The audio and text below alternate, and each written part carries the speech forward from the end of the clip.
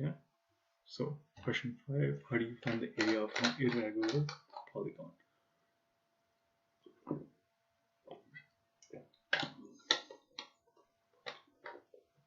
Okay, so a polygon is essentially a shape which you can form by combining any number of, let's say, straight lines.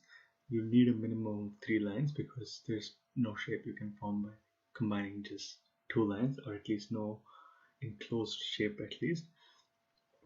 So how we would go about doing this question is an irregular polygon can be looked at as a regular polygon but with a lot of cutouts.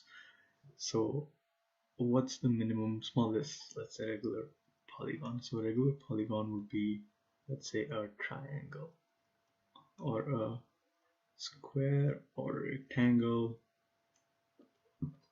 or pentagon. So these are all examples of regular polygons. Regular polygon. But an irregular polygon would be something which is, let's say, made up. So if I have this, for example, this is an irregular polygon. Or if I have, I can even add another cutout in this. If I cut this piece out as well, I get an even more irregular polygon.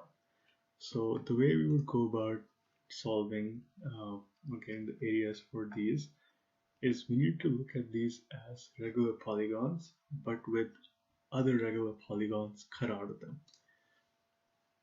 So what I mean by that is, if I look at this exact image above,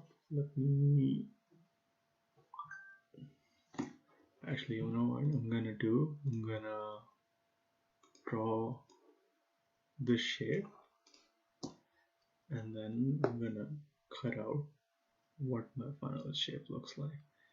So my shape currently, or my irregular polygon right now, is this shape.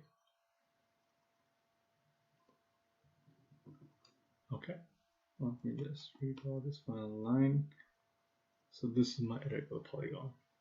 Now if I wanted to find the area of this, what I can do is I can, let's say if this is A, which is one side of the square which we draw, and this is also A, what I can do is I can look at the area of this polygon. I'm going to quickly shade it in red. So the area of this polygon can be looked at the area of the entire square minus the area of this rectangle or this triangle. So if I subtract this and if I subtract the area of this square here, so essentially what I'm doing is I'm taking the area of the square, so area of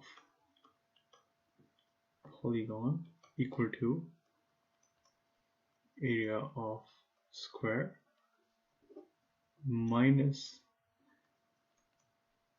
area of triangle minus area of small square. So that's how we should approach these questions. We need to visualize them as regular polygon first and then look at the cutouts as other regular polygons.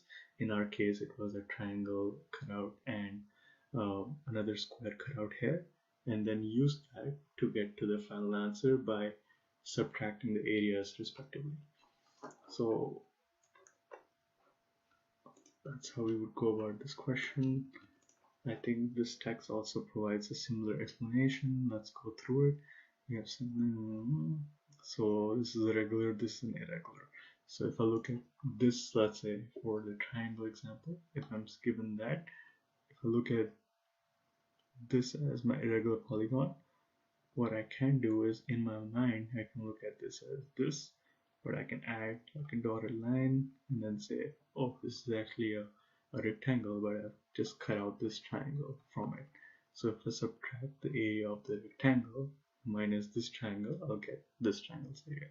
Stuff like that.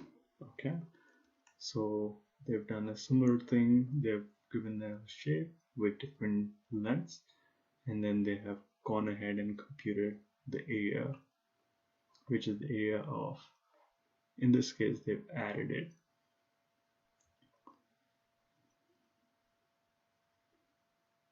And then they've subtracted this. Well, that makes sense. So they've added this area plus this area, and then subtracted this area, which is correct. Let's just make sure the final answer is correct. 7 times 13 is 91, correct. 15, 6, 30, 15, so that cancels out, so it's 91. Perfect. The solution is correct.